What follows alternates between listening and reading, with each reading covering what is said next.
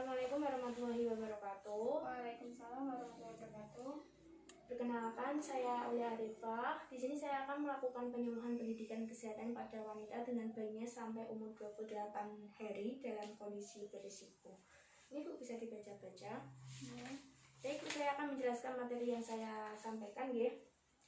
Tanda bahaya bayi baru lahir adalah suatu keadaan atau masalah pada bayi baru lahir yang dapat mengakibatkan kematian pada bayi. Bayi baru lahir adalah bayi yang lahir dari kehamilan 37 minggu sampai 40 minggu dan berat badan lahir 2.500 sampai 4.000 gram dan telah mampu hidup di luar kandungan. Masa bayi baru lahir dibagi menjadi dua, yaitu satu, periode prematur, di mana masa ini dimulai dari kehamilan dari saat kehamilan sampai 15 sampai 30 menit setelah melahirkan. Yang kedua yaitu periode neonate, di mana masa ini dari potongan dan peningkatan tali pusar sampai sekitar akhir minggu kedua dari kehidupan prematur. Yang kedua yaitu tanda-tanda bahaya pada bayi baru lahir. Yang pertama yaitu bayi tidak mau menyusui. Itu kalau bayinya tidak mau menyusui harus dikonsultasikan lagi ke dokter. ASI adalah makanan pokok bagi bayi. Jika bayi tidak menyusui, maka asupan nutrisi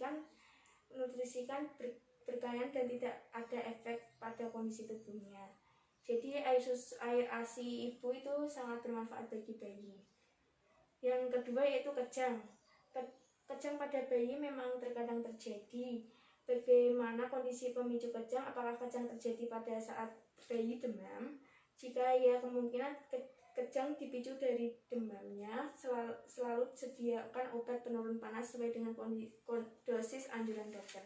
Jadi kalau bayinya ibu kejang, nanti bisa dikonsulkan kepada dokter. Nanti kalau dokternya sudah mengasih obat, bisa meminumkan obat pada bayi ibu.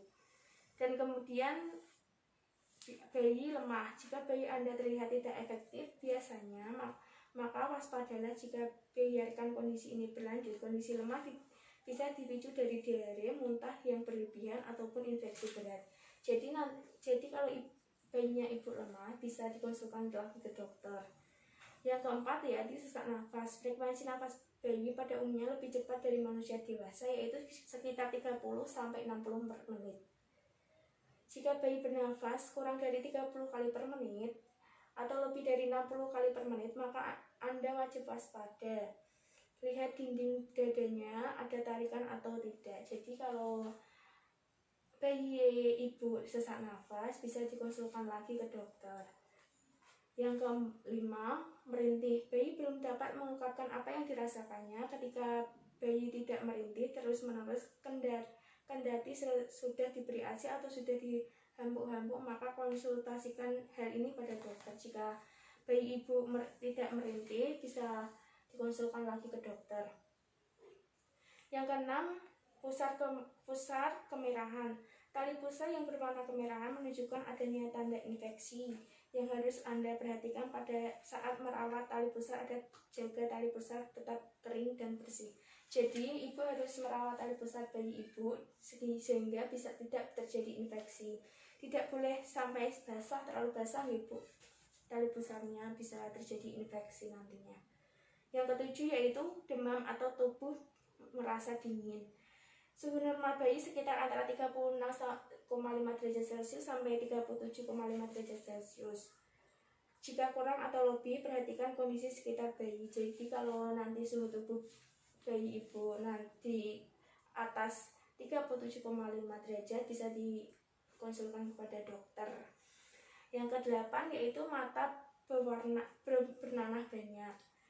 Nanah yang berlebihan pada mata bayi menunjukkan adanya infeksi yang berasal dari proses persalinan. Jadi nanti kalau bayi ibu matanya nanahnya banyak, nanti bisa dikonsulkan lagi ke dokter. Yang kesembilan, kulit terlihat kuning. Kuning pada bayi biasanya terjadi karena bayinya kurang ASI. Jadi kalau bayi ibu kuning, biasanya kekurangan ASI. Paham Bu? Paham. Baik, ada yang ditanyakan? Tidak. Baik Bu, kalau tidak saya akhiri. Wassalamualaikum warahmatullahi wabarakatuh. Waalaikumsalam warahmatullahi wabarakatuh.